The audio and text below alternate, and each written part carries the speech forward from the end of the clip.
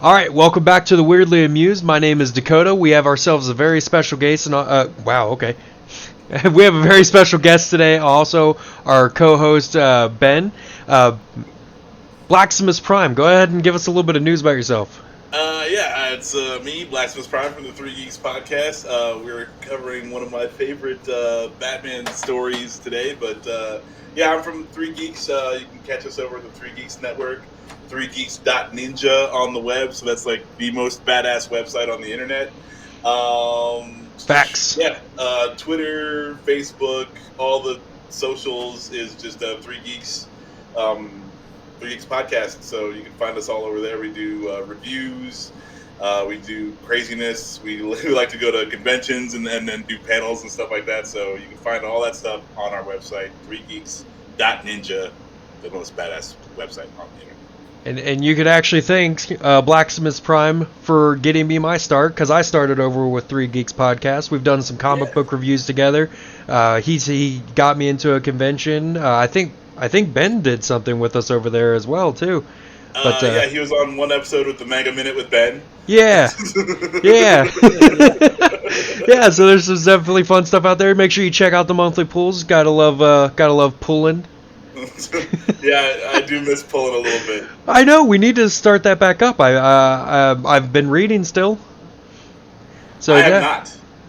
Well, we'll have to schedule something, definitely. I know that we've both been busy with all of our own casts and everything, but definitely want to get that started back up. But today, like Max said, Blacksmith Prime, we are reviewing Batman The Long Halloween, but not the comic book, which the comic book was incredible to boot. But we are doing the two-parter movie series. I mean, first off, the comic book was fantastic.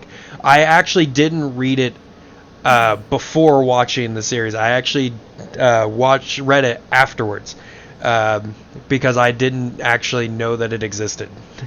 Oh wow! I know I didn't, but Ben and I were sitting there, and Ben's not as into comic books as we are, but this is like a huge fail on my part. I was like, oh Ben, what's going on with this? Is this a new villain or is this an older villain? He's like, oh, it's a new villain, and so I was like, oh, I'm super excited. It wasn't a new villain, but it was. There are no new villains in the Long Halloween. Yeah, I just did. I watched it all the way through. I'm like, that's not a new villain. I know this guy. I didn't remember who it was, and then. But yeah, I totally did not know that this comic book existed. Somehow, I don't actually know, but that's why I asked Max here today. He's our resident Batman expert. To be fair, I didn't know that there was a comic either. I just noticed that it was on HBO Max and say, hey, let's watch this. Yeah, no, Batman is definitely a comic, Ben. I knew that. I didn't know that Long Halloween was a comic. I assumed, but... No, I'm just poking fun. It's all good. But this is one of the better takes, I think, on the Two-Face origin. So it's a pretty good book. You should definitely check it out. Agreed. If you didn't know it existed, or if you have not yet read it, you should definitely check out The Long Halloween, the comic book. I don't think you need to read it before you watch the movie. I don't feel like. I think it might ruin the movie a little bit, or like put a little bit of a hindrance, because they switched up the ending a little bit. The ending is a little different, and there are a few differences in between the two, but I don't feel like either or is better or worse. I really this is one of the rare times where I'm like, well, the movie didn't ruin the book, and so you can if you watch the movie first, that's totally okay, I think. Yeah, I'm not gonna lie, I actually wasn't a big fan of the animated movies. It's not. They weren't like terrible, but this little switch at the ending kind of threw me off. And then also, I absolutely hated the actual portrayal of the Joker. Like, I thought the guy really, the actor is really good as a voice actor. He's done the Joker before and he's done it well, but like the writing for it and like the way that they had it presented in this really bothered me. Well, it's hard to do the Joker as like a secondary character, Yeah. and if you like pay attention to like the Suicide Squad movie, the first one, when the Joker kind of commands his own presence. So like if you have him as like a background issue that you're not really supposed to be dealing with, it doesn't really work out that well. I disagree. I don't think that they handled it poorly, but he doesn't get to shine in this because it's not really about him at all, and that's the sort of thing that would irk the Joker, and then they can go on a mass killing spree or whatever. But Yeah. but I don't think they did him too dirty in this one. I'll tell you who I think they did really well. Scarecrow. I thought Scarecrow was absolutely fantastic in this. Yeah, and like what I like about this story too is it does take a whole year. So Yeah. it's interesting to me because like when you said like you had a major problem, I thought you were going to say the same thing that I've talked to a couple people about in this one. Is Batman kind of sucks? Like he's not very good at his job in this one. But really that's a better Batman to me though, because it's more realistic than Batman just being perfect at everything all the time. Well, he's going to be the greatest detective. Yeah, and like this one is, it's like I guess he's just getting there, like he has not earned the reputation to get the greatest detective yet, because like this one is right under his nose like the whole freaking time, and so like that's the problem. I most people are like if they don't like The Long Halloween. That's the problem that we talk about, not really the Joker, but I guess like and also we never really talked about the animated one before because it just came out last year. Yeah, so, and I agree. Yeah, the whole year thing was definitely really good too. Like I know it's called The Long Halloween, but in that kind of like the reason why we watched it, we were excited. We thought it was going to be a holiday kind of movie for October coming up, but no, it was just an inconvenient timing with the title. But it was cool, yeah. A whole. It really was a long Halloween. Yeah. I do. I appreciate like how long they made it a 2-part, animated movie. Mm-hmm. It feels long, like yeah.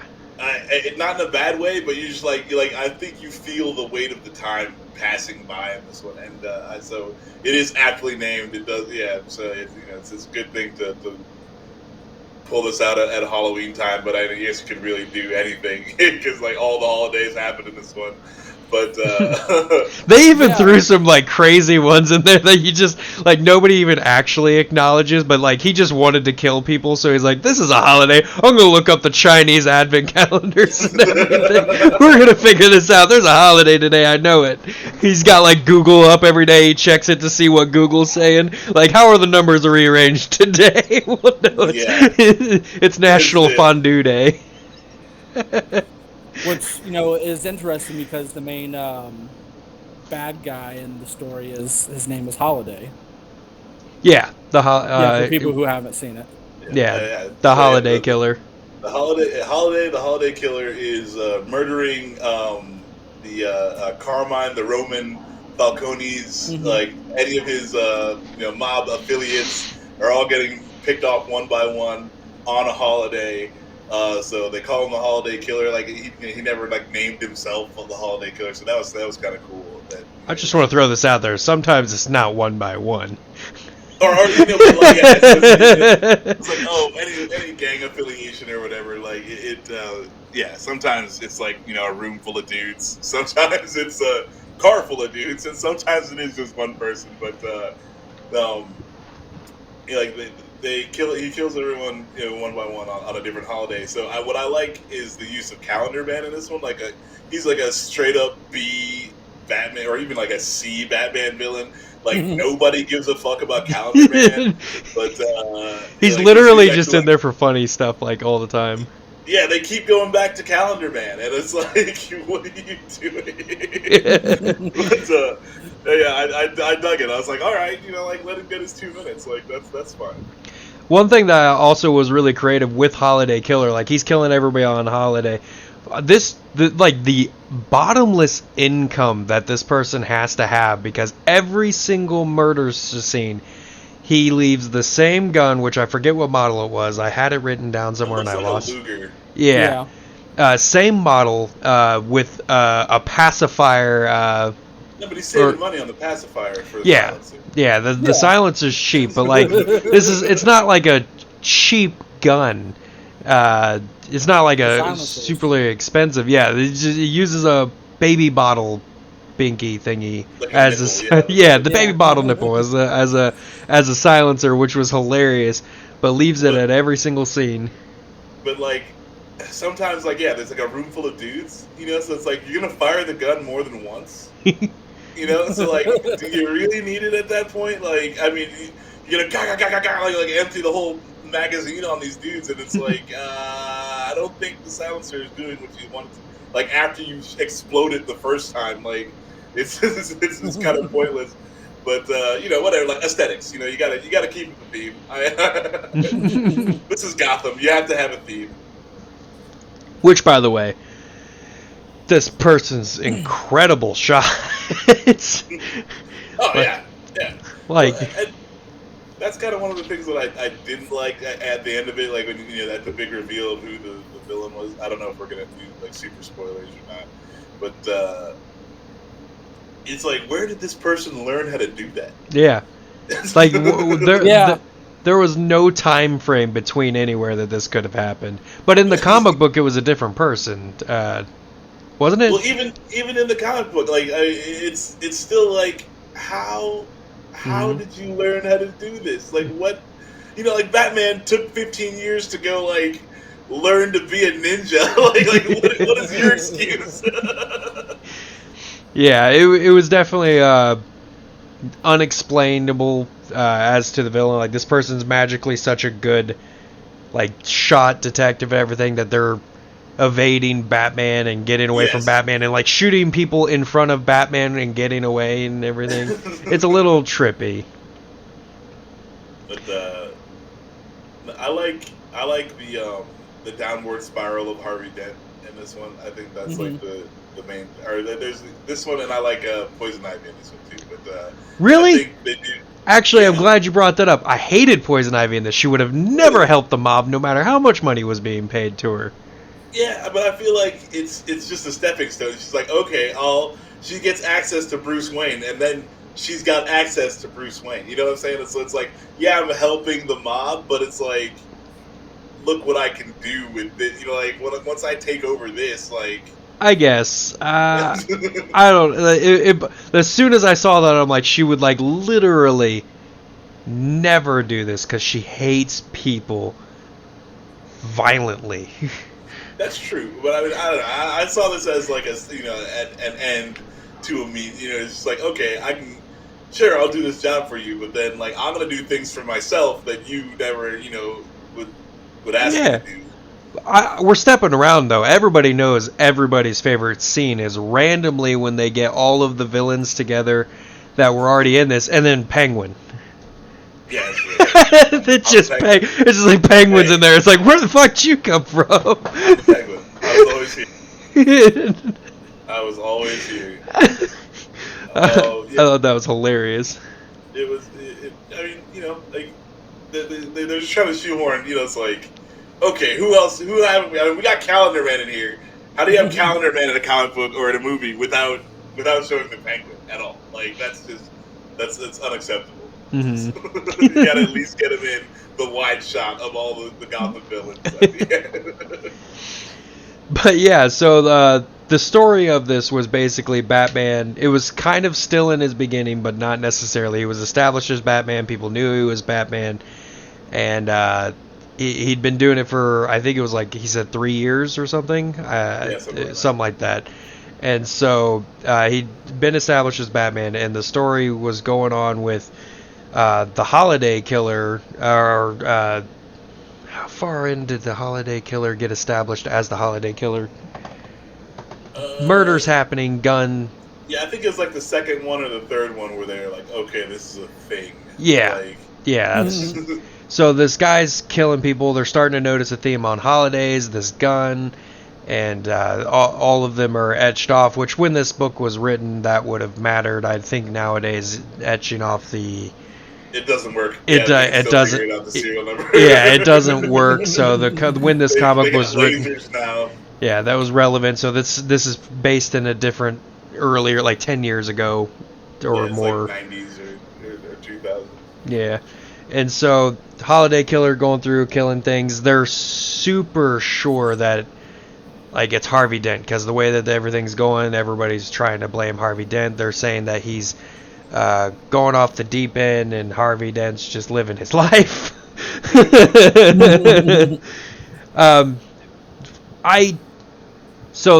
This is a very interesting story on how Harvey Dent turned because that's kind of like the Long Halloween. One of the big things they touch on, like Max was saying, is Harvey Dent basically going down a spiral. It's another one of those stories. This one I thought was a little weird. It was still really good. It was a different take on it, but I thought the split personalities before the face distortion was a little weird.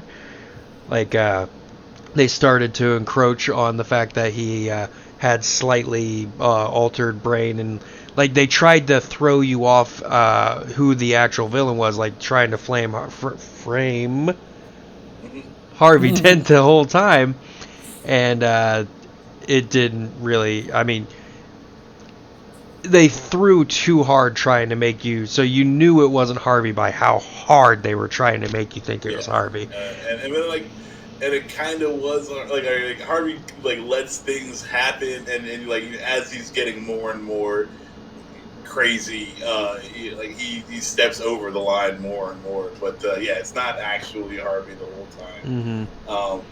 So like that was they do kind of like try to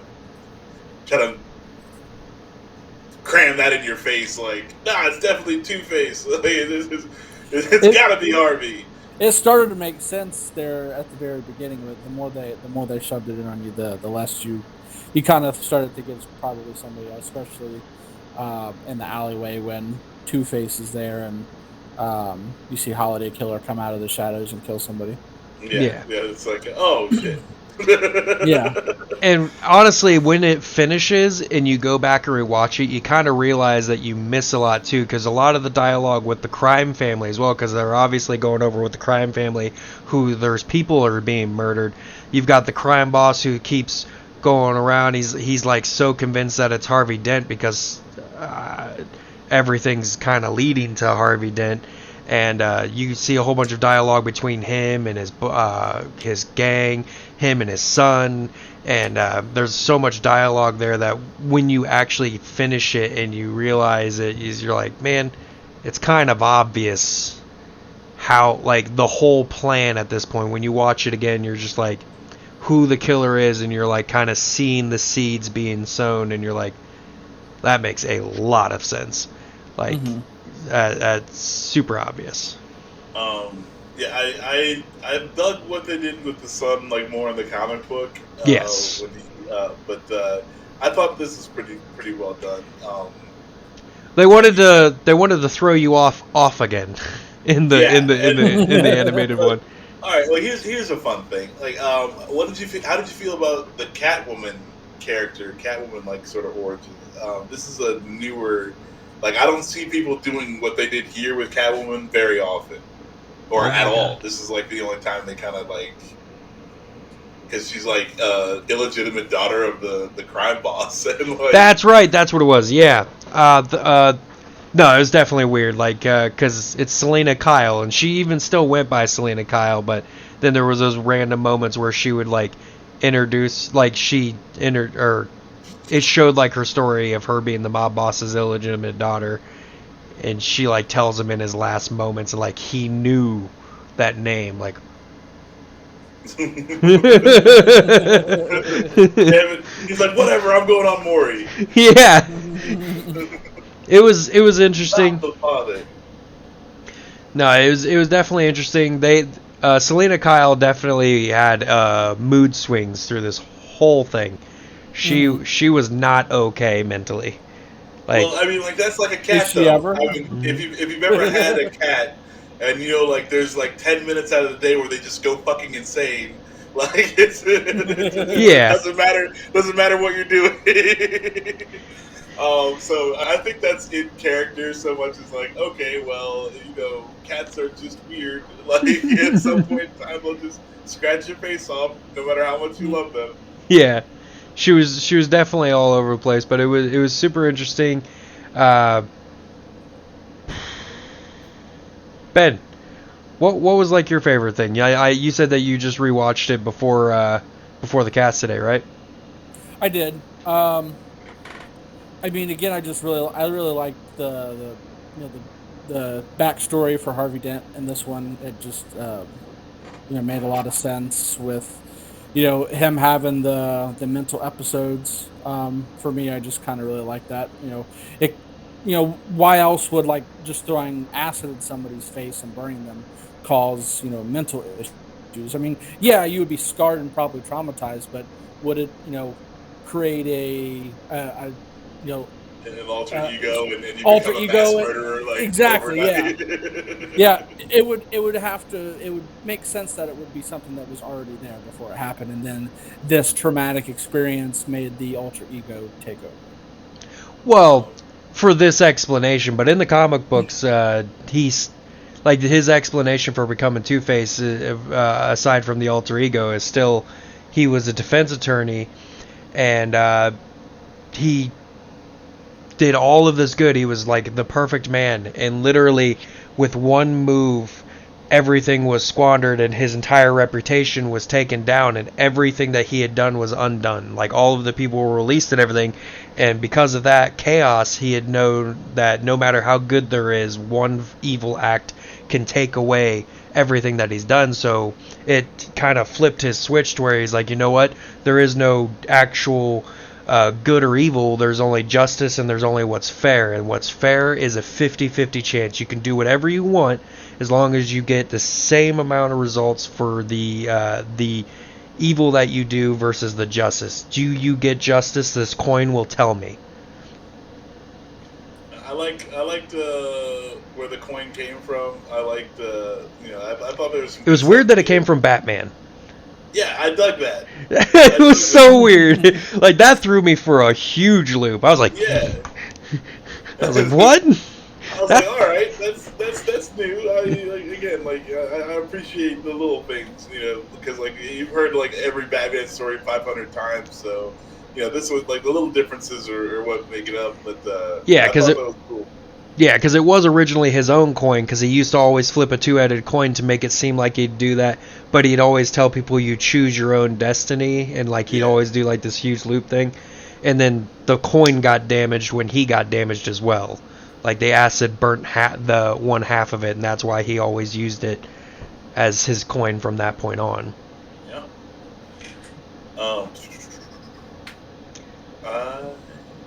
Do we want to go to the ending? We finally do. We think we've we can go to the ending. It's Harvey's girlfriend. Yeah. Like what? Like, and he's treating her shitty throughout this whole movie too. Like, and he knew. I wouldn't say like super shitty, but like he was kind of a douche. He's a workaholic. Yeah, he's kind of a douche, but he's a workaholic and he's got a hard job. It's understandable that these things happen. Like if you're the district attorney in the most crime-ridden city in America, Gotham City, like, yeah, you're not coming home a lot of nights. Like, that's just how it is. Yeah, and so, and it's funny, too, because, like, when he got caught, he was sitting there, and he confessed to all the crimes and everything. He didn't know that it was his girlfriend. He confessed to all the crimes for the holiday killer and everything. Said, you know what, you've just arrested the holiday killer or whatever. And he's sitting there, and Batman finds out who it is from that somehow. I'm not even 100% sure how that happened, but then it's funny because Harvey's like the Princeton clue or something. Like yeah, the Princeton. Clue that he had overlooked. Yeah, Princeton. Found out that Harvey never went to Princeton because the whole time Harvey's talking about going to Princeton, he never was the one that went to Princeton. She went to Princeton with the killer from the comic book, which was the mob boss's son. And so he went to Princeton, and that's where they met. They had a kid, and she had a miscarriage. Or no, they forced her to get an abortion because it was out of wedlock. and then they were forced to separate, which I don't know why. Like they couldn't have just Because no son of Carmine Falcone is gonna marry some broad.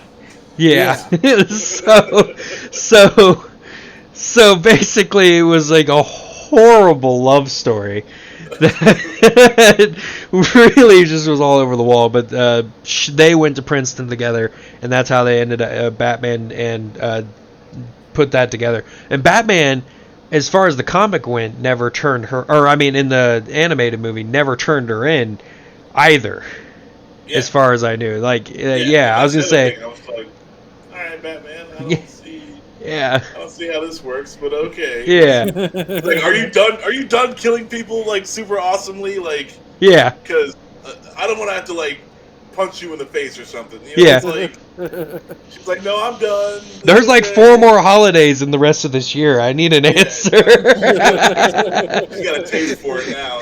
There's no turning back. She killed like a lot of people too. Like a lot of people. Like she went ham, man. There was one time there was like 12 people outside their front door that she mowed down. Like that's just 12 goons that she took out. Batman's like, "Are you done though?" All right. Please tell me you're done. You're so much better at this. She killed everybody at the dinner table at Thanksgiving. Yeah. Oh no, that was my favorite part when Batman gave Solomon Grundy a Thanksgiving meal. Yeah, that was so sweet. I thought it was cool when Two-Face went back for him. I thought that was a cool scene. Yeah. For Solomon Grundy to like get him on his side. I thought that was pretty boss. Batman has a heart. Batman wants everyone to have a happy Thanksgiving. That's all. Yeah. So that's the real moral of this story. So all in all, it was a good movie. I was probably the most picky out of everyone here for this movie, and I'd have to say I'd still recommend watching it. I liked it. I probably won't watch it again, and I actually told Ben after watching it, because I hated that Joker performance so much, I went back and watched The Dark Knight Returns. I watched all the good Jokers with Mark Hamill. I was like, I gotta get me at least a little good Joker in me. You see where a lot, like, if the live action Batman, you see where, like, in The Dark Knight, they pull a lot from this story. So, like, you see, like, where they kind of nitpicked stuff out of this already. So if you didn't know it existed before any of the, before this movie came out, like, it's kind of a rehashing of a lot of things. It's like when you hear somebody cover a song and you think that they wrote it, and then you listen to what they listened to write it. You're like, I don't really like the one that played first. I like the new one. So I think a lot of people have that problem too, where like there's been a lot of pulls from this story already, and if you go back and watch it now, thinking that somebody just made it, it seems like they're copying off of a bunch of other people. Oh sure. So we have 2 problems. Which are? 1, I recorded the wrong screen. So there's no video to this audio. God damn it. I'm just going to put a picture up, so don't worry about it. But I just looked at OBS and I'm like, OBS is recording itself. Awesome. Well, on that note, I dig this movie. I think the animation is good. It's worth a watch. It does feel long. Like they make you feel the time going by in this one, which I think is an interesting kind of experience. So I would definitely say check it out. But if you watch it and then feel like, well, this is kind of a lot of stuff I've seen before, that's because it is a lot of stuff you've seen before, and people rip this off all the time.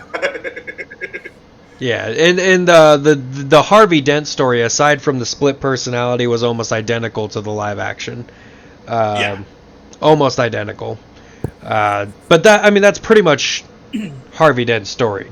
Greatest defense attorney. He's the one pure thing. Oh, he's a district attorney, not district attorney. My apologies. Yeah, he kind of be the exact opposite of what he is if he was the defense attorney. I get monsters off for a living. That's what I do. Yeah. Yeah, I give it 4 Grundys out of 5. I like that. Yeah, I will also give it 4 Grundies. I'm going to give everything Grundies from now on. I just dig that. I got thrown off. Shit. All right, this has been weirdly amused. You guys have yourselves Well, no, I was trying to rate it. But I couldn't think of anything because I either thought of the Joker. Batarangs, or I give it, yeah. Well, I was going to think of the Joker, but I thought it was really bad, and I didn't think the movie was bad. So, and then I was going to say, I was going to give it Crane. I'll give it 3 cranes. 3 out of 5 cranes. 3 out of 5 cranes. All right. He was awesome. He was awesome in this. I really liked the portrayal of Crane in this. So 3 out of 5 cranes. The Scarecrow. Yeah. Yeah. Oh, it was so good. Like that one scene when Batman was first brought up with him with Crane. Well, that was epic. It was good. Yeah, it was. I did like the sprinkling of the other bad villains out throughout the story. Because I even like the Mad Hatter beat. Like I thought the Mad Hatter and Scarecrow hanging out is like the greatest thing ever. It's like, of course they would hang out. Like, yeah, these guys would be friends. Like, absolutely. The whole time I'm sitting there when Mad Hatter's talking too, I'm like, man, he's got to be getting annoyed. And then next thing you know, he says something crazy back. I'm like, oh, never mind. They're just okay. We're all mad down here. Yeah, it was good. Scarecrow was good this one for sure. All right, so that was the review for The Long Halloween. Definitely check it out. Read the comic books. Also, Comic books exist. They exist. They exist. Don't forget to check out 3 Geeks Podcast. They're incredible over there. They do a lot of really good reviews. They also do some really cool interviews with some actors and stuff. We did one. Oh, sorry. Go ahead. I was gonna say we did one with Mark Pellegrino. That was awesome. I was involved in that one. That's the only reason I know that one exists. Yeah, we don't get a lot of big names. Mark Pellegrino is one of the bigger ones that we've gotten, but it's cool because we talk to like camera dudes and like people who aren't doing the main thing.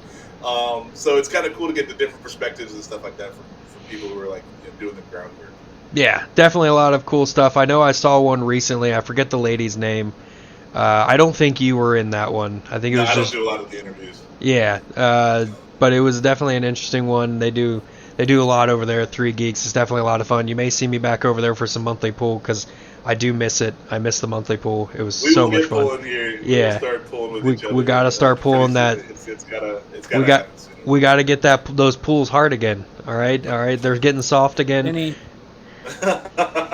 interesting reviews coming up for October? So we've got there's I think some scary movies are happening. I know Jason's been going to the movies a lot more than me. Because I've got like a family now. It's really weird.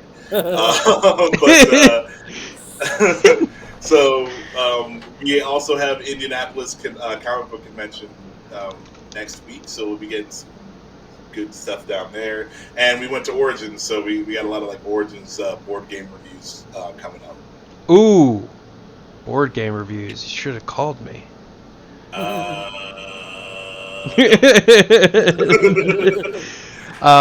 know Ben is really looking forward to Halloween Kills, and we're probably going to talk about that one.